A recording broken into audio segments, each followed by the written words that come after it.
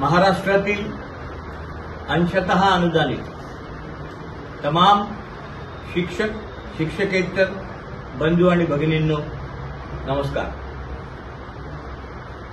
काल जगदळे सर सोबत होते ती व्हिडिओ क्लिप तुम्ही ऐकली असेल। त्यानंतर एक ऑडिओ क्लिप पण दिली होती ती पण आपण ऐकली असेल। पण आज दिवसभरापासून मला फोन बंद ठेवावा लागतोय अशी माझी परिस्थिती आहे। आता वाघ सर माझ्यासोबत बसले आहेत। एका मिनिटात मला 10 कॉल आहेत। मी कसे घेऊ शकेल तुम्ही थोडासा विचार करा। मला सातत्याने प्रश्न विचारतायत 14 ऑक्टोबरचा GR अधिग्रहित झाला का? नंबर 2 त्रुटीच्या टप्प्याचं काय? नंबर 3 अरियर्स मिळणार का? आता मला तुम्हाला या संबंधात एक सांगायचं आहे की काल सभागृहात घोषणा झाल्यानंतर मी तात्काळ मुंबई सोडली, सुटकेचा निश्वास टाकला, झालं असं वाटलं आणि तिथून निघालो तो थेट अकोल्याला आलो। तुमच्या या प्रश्नांची उत्तरं आज मी काहीच देऊ शकत नाही, कारण मी सांगतो ते सत्य सांगतो। GR अधिग्रहित झाला का? आत्तापर्यंत झालेला नाही, आजपर्यंत झालेला नाही।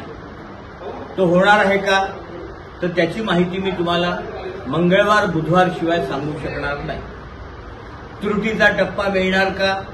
आजच्या परिस्थितीत काहीही सांगता येत नाही, पण यामध्ये काही जर प्रॉब्लेम असतील तर मी नक्की वाघ सरांना घेऊन मंगळवार बुधवारी परत मुख्यमंत्र्यांची भेट घेतो, म्हात्रे सरांनाही सोबत घेतो, जेवढे आमदार येतील त्यांनाही सोबत घेतो। आणि त्रुटीच्या फारशा शाळा नाहीये, त्यामुळे GR अधिग्रहित करू नये किंवा करत असतील तर त्या त्रुटीचा मुद्दा गाळू नये असा देखील प्रयत्न करतो। आता राहिला मुद्दा अरियर्सचा।